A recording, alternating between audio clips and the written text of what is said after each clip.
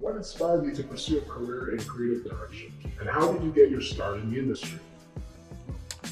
Great question. A long journey. What got me started in the career path of creative direction was I started in theater. I started styling friends and families and just having an opinion. It started with an opinion, and then that opinion became a passion. And then that passion led me to pursue certain things and trying to make it permanent. And I ultimately, through trial and tribulations of dance and fashion and styling and all things creative, it led me to know that I wasn't just an artist, but I was more so of a director, and I knew how to pull the good out of people. And that's where the directing side. So I started as an artist, just a visionary. And then as I practiced those visions and bringing them to life, I became a stylist. And then from being a stylist, I moved into, chances at creative direction. I'm a graduate of Alabama State University, where I majored in communications and theater arts, dance performance. And so all of those things kind of contributed to my now chosen career of creative direction. Describe London Legend's creative process. Like, how do you turn an idea into a fully realized vision? Wow. So my creative process, though it ventures off, if you know anything about a creative, you have to understand that we really move based on how we feel or based on what we see and things like that. So my creative process always starts with a feeling or an idea or a thought. And then from there, I ponder on that thought and figure out how can I convey this thought to people in a way that they haven't seen or connected to before. And so moving from that is how I typically get into the process of bringing that vision to life and making it more realized, just by starting with the vision. And that creative process then goes into much thought and then little action, step by step, and many hands make light work. So I tap in with the people closest to me and share those ideas, and we bring them together through a number of processes and protocols and network and collaborations. There's no real set way of creating, only starting with the thought and seeing it through. That's the true definition of the London Legend process. It's gonna be legendary because the ideas are so organic and authentic, but I can guarantee you it starts with a vision, a thought, and from there, I continue to think on it and work little by little until it manifests. And that, though little by little, it does not mean that it always takes a long time. I can give you a whole concept for a show, idea, thing, concept.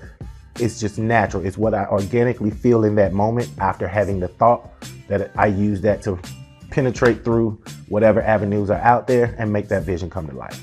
What would you say have been some of your biggest challenges as well as your biggest obstacles? And how do you, as a creative, overcome them? Awesome question. Well, I think that, as I stated, the creativity in me derives from a thought or a feeling. And so when you feel a certain type of way, I think the biggest challenge becomes pushing through, being persistent and consistent despite the feeling, because I may be inspired to create something, but somewhere in the process, sometimes, the feelings aren't the same, or other things or feelings are swayed by other life circumstances and things like that. So the biggest challenge or obstacle is keeping that feeling to drive the force forward to see that vision manifest. That's really the biggest obstacle. It's just staying in the feeling that inspired you to start the creative vision, because along the way in the process, those little steps are necessary to take, because it just really can consume you, when you don't feel like you felt when you started midway through the process. And that's something I'm really big on, and I've worked really hard to overcome and to always see it through despite the feeling. So that's my biggest obstacle. As far as challenges with creating, the biggest challenge I think with creating is honestly trying to do it all. I want every vision that I have to come to pass in that moment. And of course, when you're taking baby steps and obstacles happen in emotion and life, certain things require that we take a detour. So the biggest challenge is just maintaining and seeing everything through. But the biggest obstacle has always been keeping the feeling that inspired me to start while trying to finish. And I've done a great job at that so far. So can you share a project that you're particularly proud of and what made it special for you? I would like to think every single project that I have ever touched is special to me in some way, some shape or form. But one project that particularly stands out to me was As I stated, I'm a former educator, and at the last school that I taught at, I was challenged with a 5-year plan at that particular school. And in that 5-year plan, I was charged to build a program, increase student engagement and enrollment in the program, get some full rides and some scholarships recipients through that program, and to do a main stage production, enhance the curriculum, and encourage state-of-the-art renovations, amongst other things, and daily duties in the classroom. And so I bring up this particular project because as challenging as it was, and as demanding as it was, and as many obstacles as we face, I am proud to say that the last high school that I worked for now has state-of-the-art renovations, brand new auditorium, state-of-the-art equipment, a brand new training classroom, as well as we were able to finally get into a main stage production and open up the program. We've increased enrollment and engagement in that program by 52%.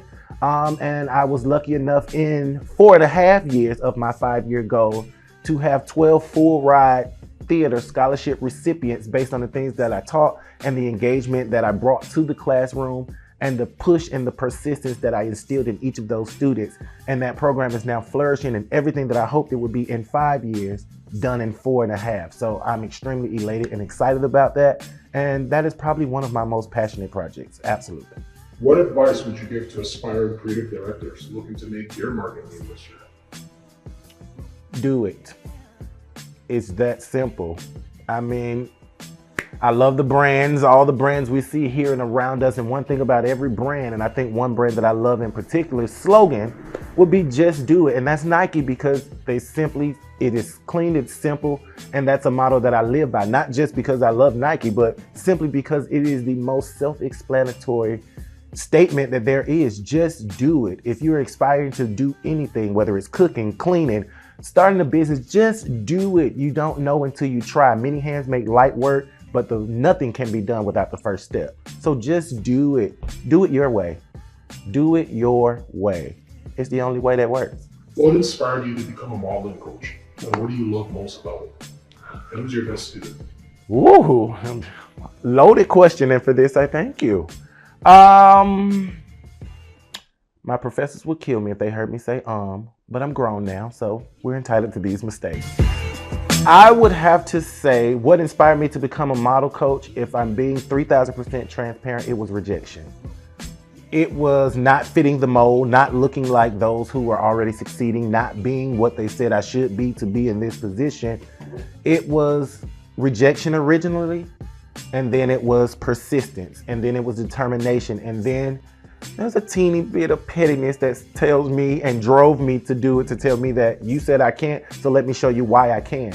And the part that I love most about it, now that I've attained those credentials and that experience, is bringing the good out of people who may not see it in themselves, being able to elevate people and also to inspire them, because a lot of times it's like a mirror. We're kind of looking at a mirror a lot of times when we look at other people.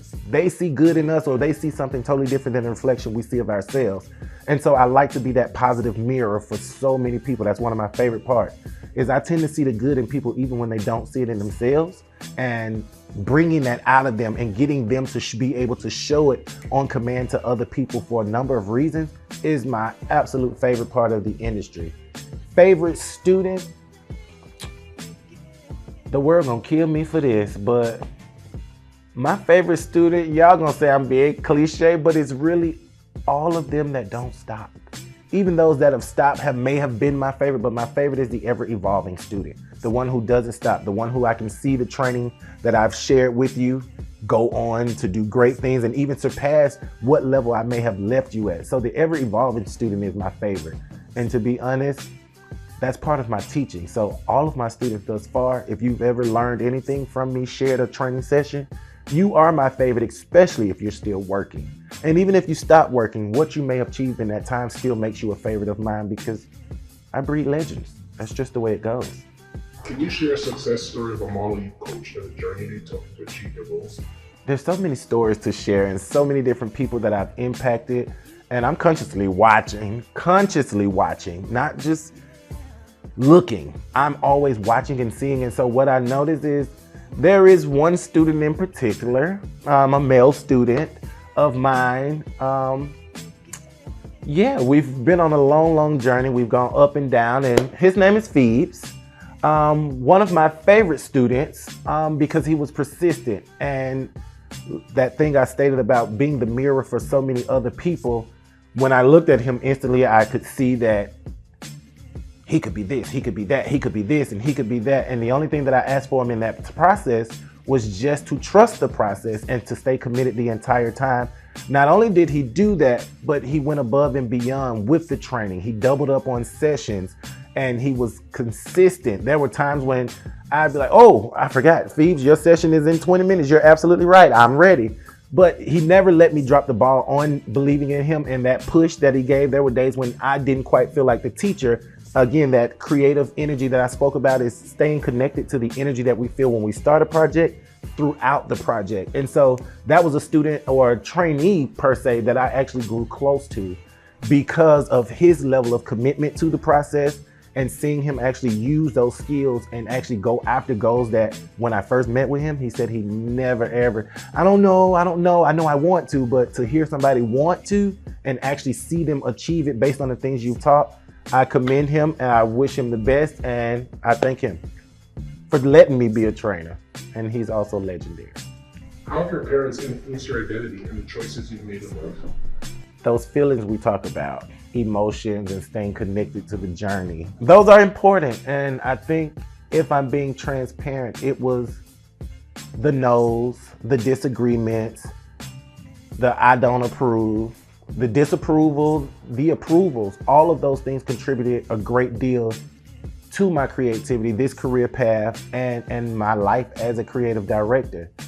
They knew I was a little different, but they never pacified anything that was unethical or morally incorrect, even religious based. There was a foundation set before me, and there was a time where I was not allowed to deviate from the rules and regulations that were set before me. But there was also a time where love was unconditional. And in that phase of love being unconditional, I grew to learn the ropes and the ways in which to explore and find out who I am and what I want to do while still being respectful and true to the ground or the foundation that was laid before me through parenting. And so for that, I'm grateful. I cannot thank them enough. I have seen my mother show up in places I thought she would never come. And I've even seen my dad stand behind me, support me, stand up and shout in rooms where I know he would probably be uncomfortable. But that level of love that we've grown to has contributed a great deal to while I'm still in this field and how I'm able to thrive. Their support has been paramount in my growth, and I thank them for the foundation set prior to me stretching my wings and actually figuring out who and what and how I wanted to be identified in the world and professionally. When it comes to relationships, how do you handle disagreements and conflicts in your relationship? I whoop ass. I'm just playing. I'm just playing, America. Ideally, of course, you think mouthy, catty. I'm one of those silent anger into humor, make light of the situation type of people. So I tend to stay silent if I have nothing to say at my adult age, whereas the younger me was a little more catty or, confrontational, argumentative, all of those things. But as I grew, I understood that there was power in my silence because you didn't know if I was mad. You didn't know if I was afraid. You didn't know if I was crazy. You didn't know what I was thinking. And when I could see that people learn to back off just in my silence, I found power in that silence. And I began to mature in my use of that silence. And now I tend to stay silent long enough to think of the best solution, and I execute accordingly in all aspects. Can you share a relationship experience that taught you an important lesson? Yeah, I had a relationship, several, with myself. And I think that the thing that taught me the most is no relationship can stand in any aspect of my life if I didn't hone in on the one with myself. Last year, I went through some pretty trying things, health-wise, and it was because of the relationship I had with myself. It was using this big old heart that I felt like God gave me for everybody but me. I would go above and beyond for people, sleeping very little, always saying yes. I was a yes man in so many instances that I failed to rest, which tarnished the relationship I had with myself, because at times when I needed to be strong for just little old me, I had already given so much of myself and my energy and everything out to everyone else that I was unable to be the best version of me for myself. And so that relationship there, I learned to cherish myself, to give my energy to myself, and to share me with me so that I can be the better version of that for everyone else, versus going above and beyond for everyone so they know that I'm there, I'm dependable, I'm approachable, I'm all these things. That I kind of tore up the relationship with self. And I'm grateful now that I understand that after 2 heart attacks and a heart surgery, and I sit before you looking like this, I'm grateful. And that's the best relationship I could have ever done with and strengthened, was the one with self. That's my motivation moving forward. What is the most valuable lesson you've learned from your relationship with your siblings? Patience. Patience. I think no child asks to be in the world, but no child actually has the choice of their siblings either. And I think that that's a good and a bad thing. In disagreements, it's a bad thing. But in good, the good that comes from it is the fact that you don't get to choose them. So whatever that personality is gonna become, whatever their little knickknacks or those things that ick about them or that yay or hoorah about them, it helps to shape who you are and how you deal with people. And when you encounter people like your siblings in life, you've had a lifetime to kind of grow and become equipped and figure out strategies and things like that to become your best self. So I'm grateful for the relationship I have with my siblings, all of them, through marriage, the biological, the extended siblings and things like that. I love each and every one of them, and they've contributed a great deal to my life, good and bad, but also definitely more good than bad. The bad can definitely be overlooked. That's me in my petty stages.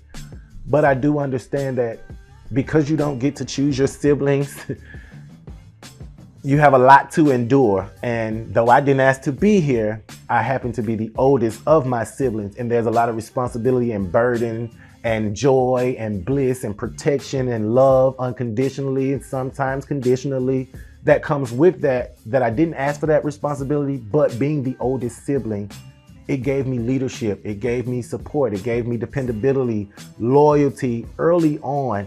It even taught me strife and how to deal with it and how to move through it or how to ignore it. So my siblings have contributed a great deal to my creative relationship, just for life lessons and things that happen in the house that stays. But when I step outside of the home, those things contribute to who I am and how I handle things. So thank you, siblings, all y'all. So as the older sibling, how do you resolve conflicts with your younger sibling? Tear their ass up. I'm just playing. I'm just playing. To be honest, tussle with a sibling, but I know a lot of people, one thing I'm really, really proud of, I see a lot of people that have physical altercations with their siblings, and it's like a normal thing. It's okay. It's not a bad thing. It happens. Me and my siblings, aside from a little tussle, we've never had physical kill 'em type of moments, like never shedding blood or anything like that. Now, on their behalf, absolutely. But I've always had enough restraint because I lack restraint outside of family at times when it came to confrontation, that the only place I exercised restraint was with my siblings, and I always have. And I vow to leave this earth never having fought with them in a manner to hurt them, because those who I aimed to hurt in the past, I did just that, and there's no coming back from it. And so with a sibling, we share blood. That's something I never wanted to do. So I learned restraint early on with siblings. How do you describe yourself in 3 words? Legendary, luxurious, iconic.